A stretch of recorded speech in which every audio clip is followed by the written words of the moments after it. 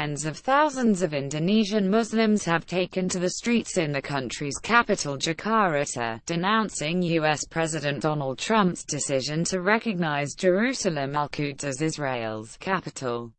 Some 80,000 protesters, by police estimates, marched from the main mosque in the Indonesian capital to a square in front of the U.S. Embassy on Sunday, calling on Washington to retract the controversial decision.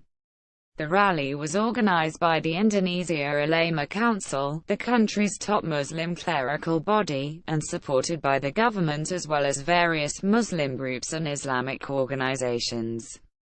Protesters hold signs during a rally to condemn U.S. President Donald Trump's decision to recognize Jerusalem Al-Quds as Israel's capital, in Jakarta, Indonesia, on December 17, 2017.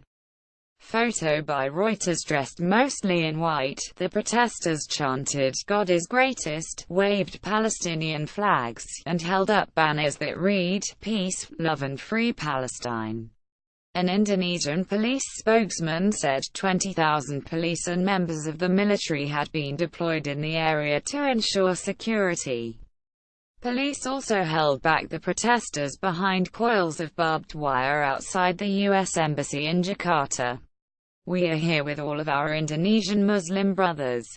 We convey our aspiration to our brothers in Palestine. I hope that they will have their freedom and Allah give them power and patience so that they can get their independence just like ours," a protester said. Indonesia's religious affairs minister and Jakarta's governor were also among those at the protest site. Indonesian police stand guard behind barbed wire as thousands of Indonesians attend a protest against U.S. President Donald Trump's recent decision to recognize Jerusalem Al-Quds as the capital of Israel, outside the U.S. Embassy in Jakarta, on December 17, 2017.